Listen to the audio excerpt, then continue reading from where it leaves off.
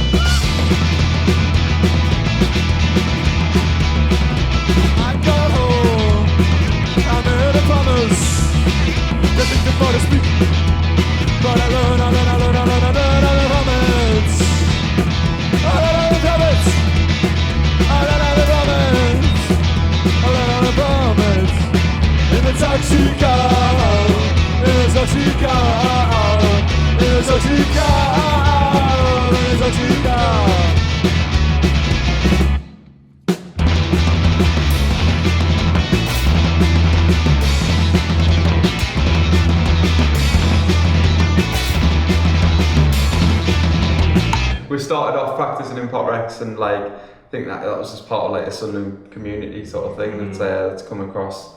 In I don't know, it's just something that's absorbed into our music.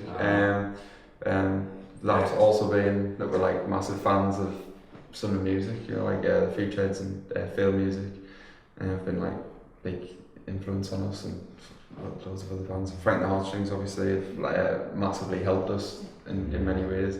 Think of anything else? I suppose because I've been from Newcastle, so yous have obviously been in the I've known of Sunderland music for a while. Then coming into that, I can kind of see it's a really close knit community of musicians, and everyone knows each other. If you go to the pub, you'll bump into someone who's doing music in Sunderland.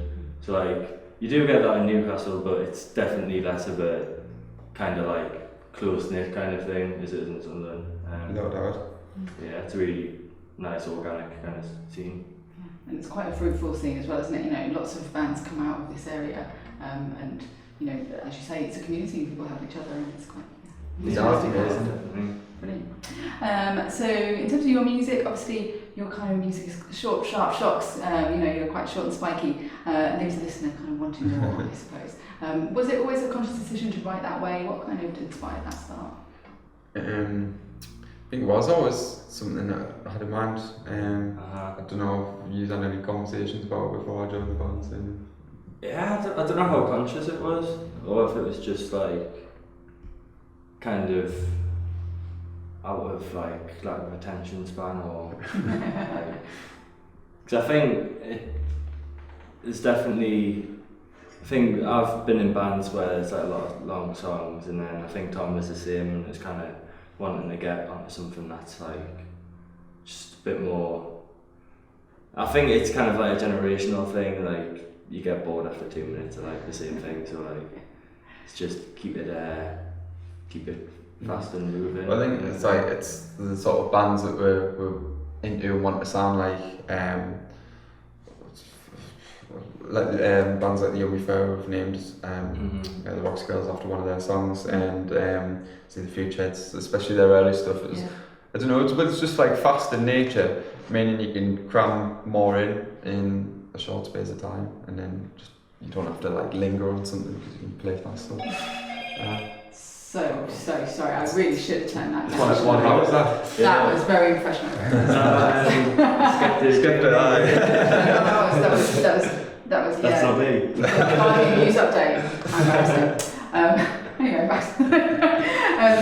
So in terms of the things you're writing about, then, what kind of things do you tend to sort of, what themes do you tend to go down, and has that changed over the course of your career so far? It's Tommy writes all the lyrics. Well, I've wrote a few lyrics, but not enough to comment directly. But I've lived with him for 2 years, and I've been in the band for 4. And I think I don't know. He's always had a style of just sort of just telling a story, commentating on something that I don't know. It's a way of writing that I can't do. It feels sort of it's just very stylistic to his taste. And I don't know. He tends to write about things that can be mundane or something, make them just bring out certain things about them. And like, I don't know, he'll just write a song on the spot about Takeshi's Castle. Yeah. But it's like Pet Hamster. Or, yeah, he won't like sit down and write any lyrics. It'll be like in the studio, and he'll be like, "Fuck's sake, I need to do this." And I don't know. I think that's kind of like how he like works. I suppose it's kind of the same for like all of it, really. Like a lot of it is kind of like last minute, and because I think that we need that kind of pressure to get stuff done.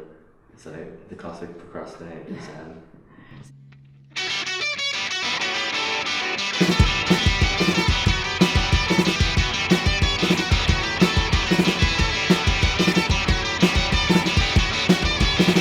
Was a boy of just 15 years, born premature with broken ears. Each day he would open up his eyes, blinded by the lumens of the world's bright lights.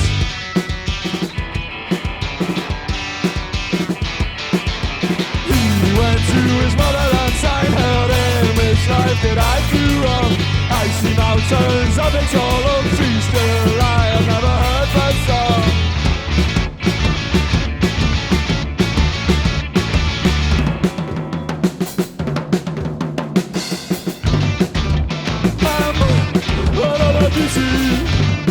Am I missing out on? So you are the way that you were meant to be. I love you more than I can ever say.